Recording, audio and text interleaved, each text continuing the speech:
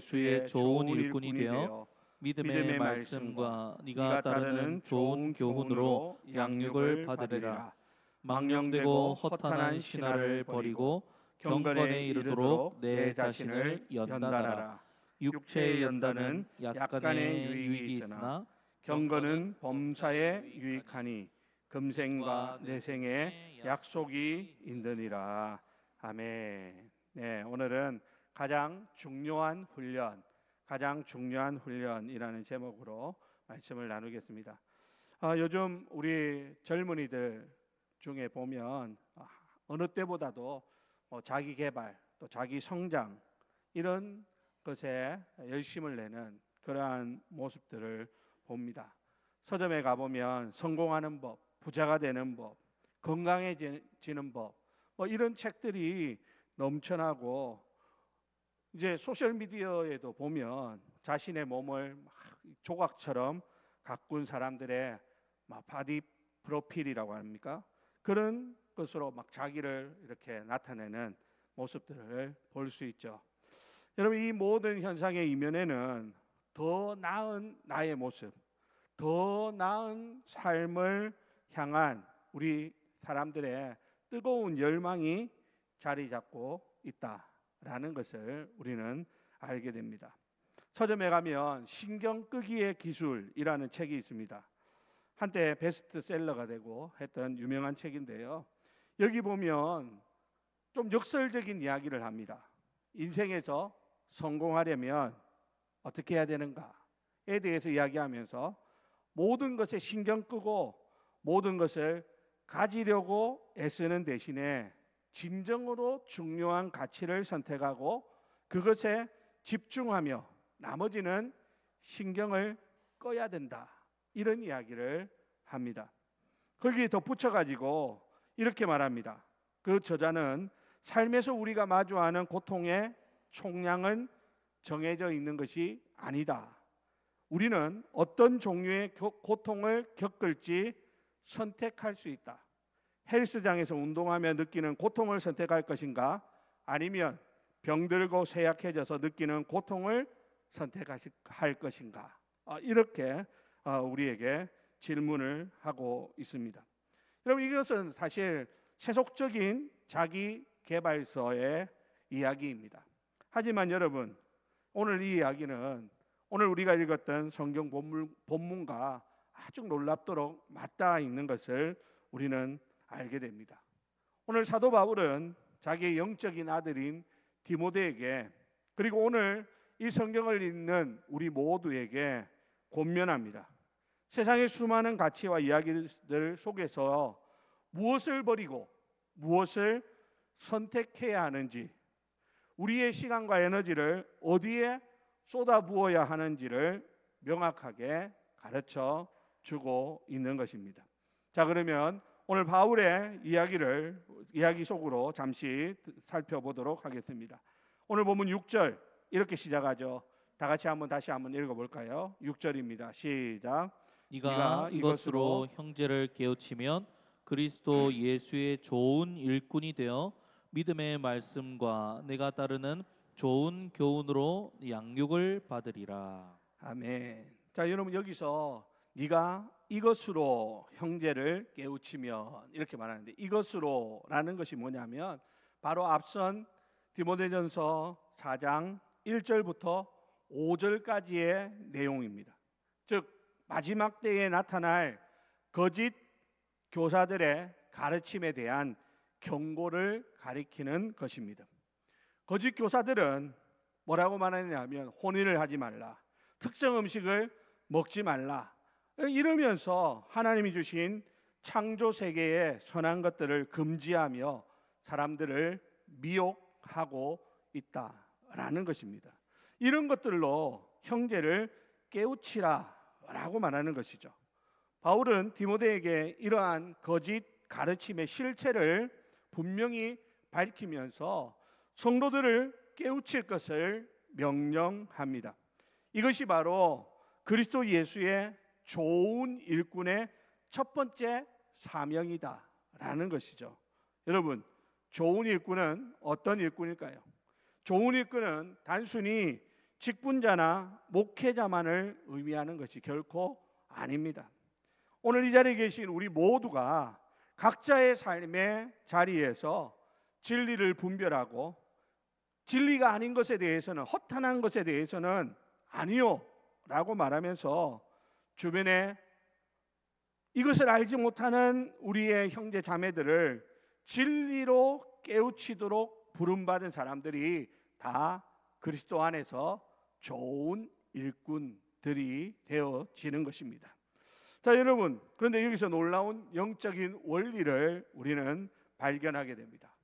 우리가 형제를 진리의 말씀으로 깨우치고 섬길 때에 그 말씀이 오히려 우리 자신을 길러내는 영양분이 된다라고 하는 것입니다.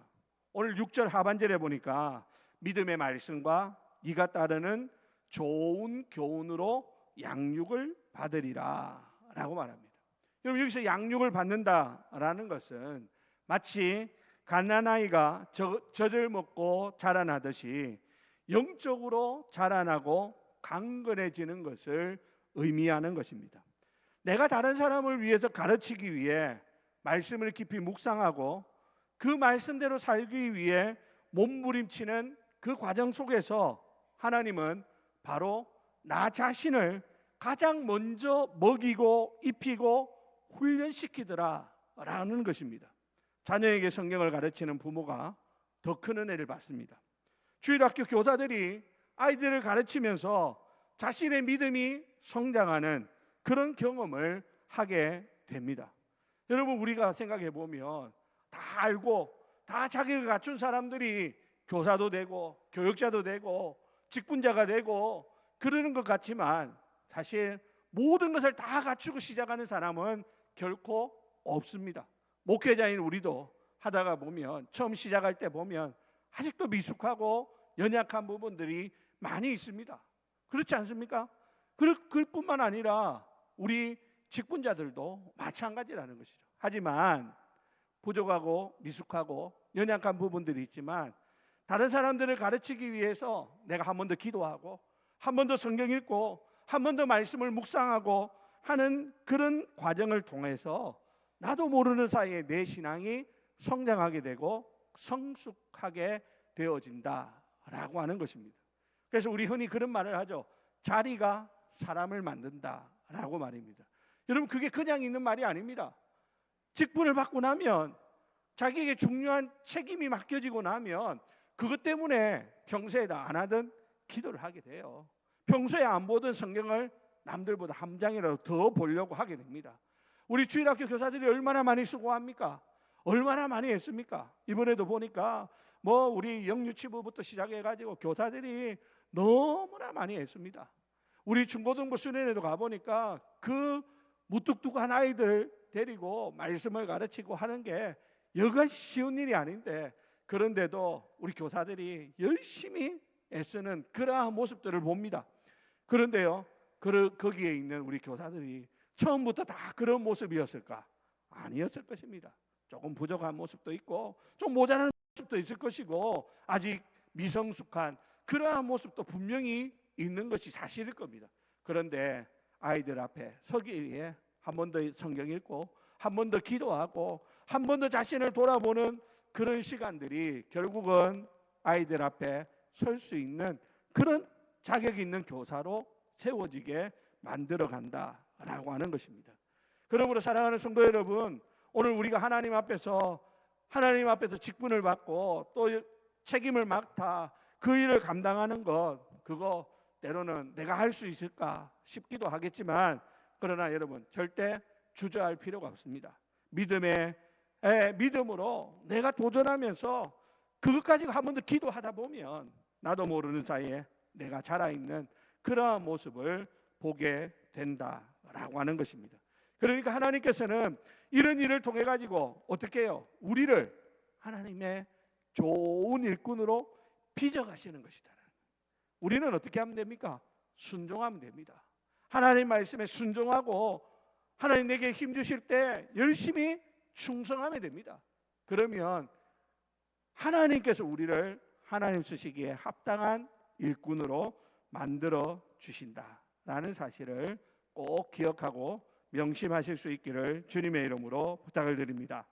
자, 그렇다면 여러분, 우리가 구체적으로 붙들고 양육받아야 할 좋은 교훈은 무엇이고 버려야 할 것은 무엇일까요? 오늘 7절은 이 질문에 대해서 명확하게 대답하고 있습니다. 7절 다 같이 읽습니다. 시작. 망령되고 허탄한 신화를 버리고 경건에 이르도록 내 자신을 연단하라. 아멘. 여기 보니까 버리고 연단하라 이렇게 말씀합니다. 여기서 바울은 먼저 버려야 할 것을 분명히 하고 있죠. 뭡니까? 망령되고 허탄한 신하다라는 것입니다. 이 망령되고 허탄한 신하는요, 시대마다 다르겠지만 바울이 복음을 전하고 있을 당시에는요, 영지주의의 영향을 받은 그런 경향들이 많이 있었습니다.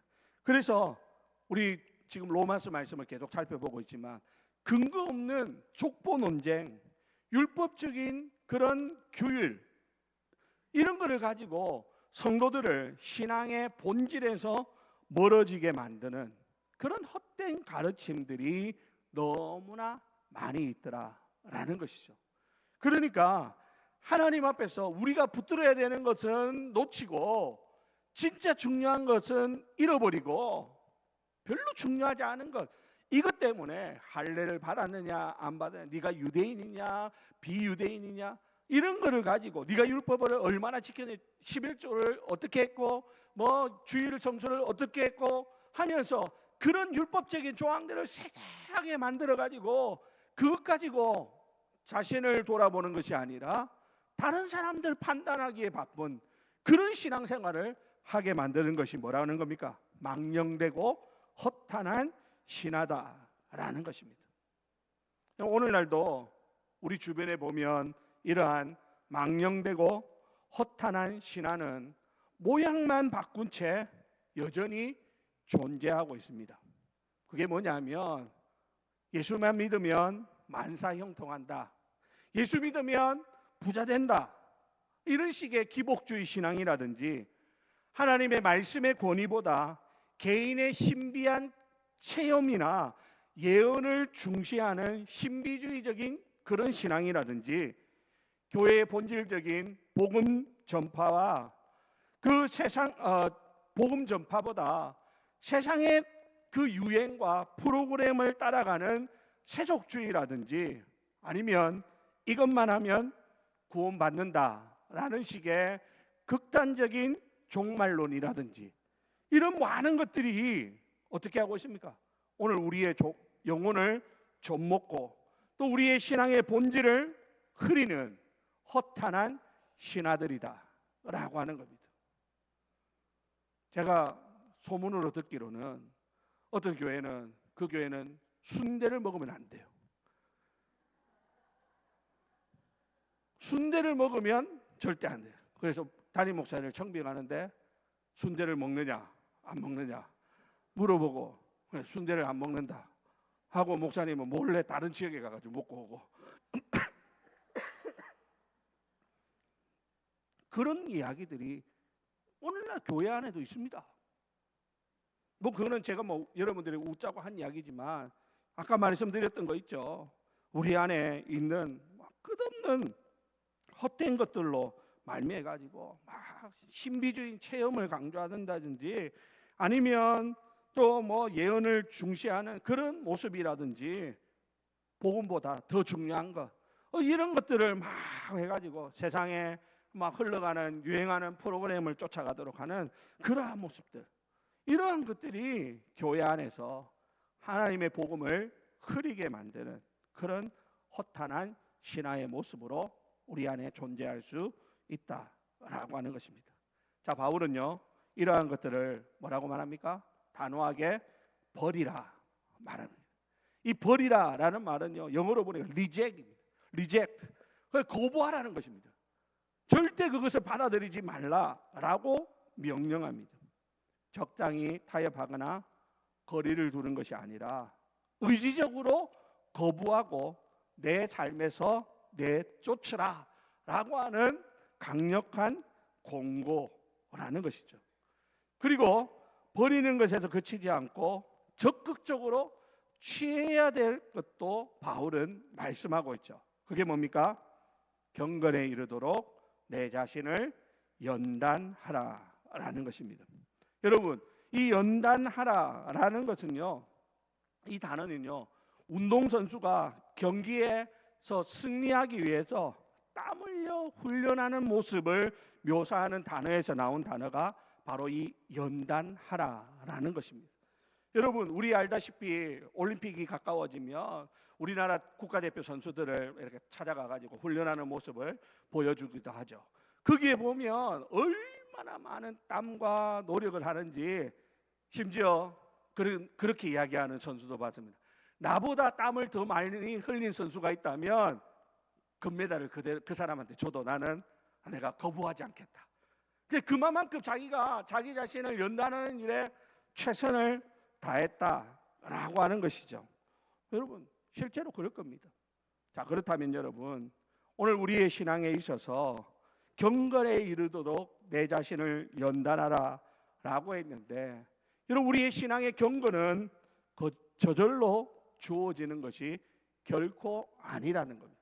이것을 위하여 연단하라 했으니까 올림픽에 나가는 선수들이 피땀을 흘려가면서 훈련하듯이 우리가 하나님이 원하시는 경건의 수준에 이르도록 우리 자신이 얼마나 수고하고 노력해야 되는가라고 하는 것을 우리는 이 연단하라라는 말씀 속에서 답을 찾을 수 있다라는 것이죠. 자, 그러면 여러분, 우리의 훈련의 목표는 뭡니까? 경건입니다. 이 경건이라고 하는 것은 단순히 우리가 거룩한 그 종교적인 행위 이런 것을 두고서 경건 이렇게 이야기하지만, 오늘 성경에서 말하는 경건에 이르도록이라고 할 때 이 경건은 그것을 뛰어넘는 것입니다.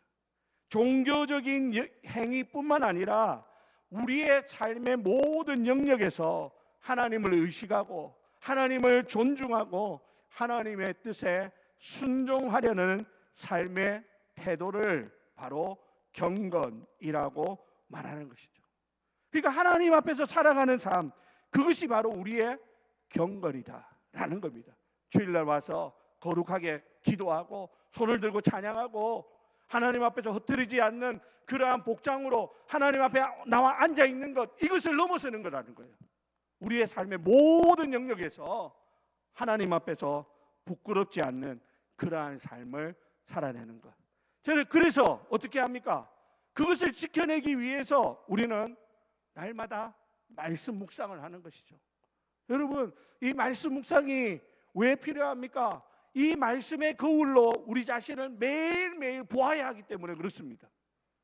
여러분, 우리 아침에 일어나면 제일 먼저 뭐 합니까? 얼굴을 세수를 하고 나면 거울 앞에 섭니다. 그리고 우리의 모습이 흐트러지지 않았는가를 살피죠. 마찬가지예요. 우리가 말씀을 묵상하는 것이 바로 그런 것입니다. 오늘 내가 어떤 자세로 살아야 되는지, 어떤 태도를 잃어버리지 말아야 되는지 말씀을 통하여 우리가 배우는 것이다 라는 것이죠. 뿐만 아닙니다. 기도하는 것입니다. 하나님 앞에서 날마다 기도하면서 우리 안에 있는 연약함을 하나님 앞에 내려놓고 하나님의 은혜를 부어달라고 기도하는 그러한 것이죠. 그게 뭡니까? 우리 영적인 근육을 키우는 것과 같은 거예요. 말씀 묵상과 기도, 이 두 가지 축은요, 우리 영적인 근육을 키우고 또 우리가 하나님 앞에서 건강한 좋은 일꾼으로 세우도록 하는 가장 중요한 기초다라는 것입니다. 제가 요즘 또 아무튼 은혜가 됩니다. 뭔지 몰라도 곡조가 아름답습니다. 제가 요즘 이제 운동하려고 이제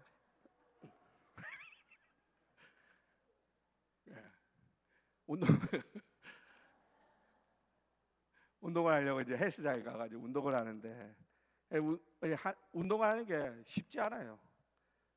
그런데 가가지고 나름대로 하려고 하는데 해도 살이 안 빠져가지고 제가 걱정을 많이 하고 있지만 어쨌든 중요한 건 뭡니까? 그게 안 되면, 운동이 안 되면 나머지가 내 건강을 지키기가 힘들거든. 사실 제가 이렇게 튼튼하게 보이지만 여기 서 있는 게 사실 요즘 허리가 좀 안 좋아. 죄송합니다. 어른들한테 진짜 미안합니다. 예.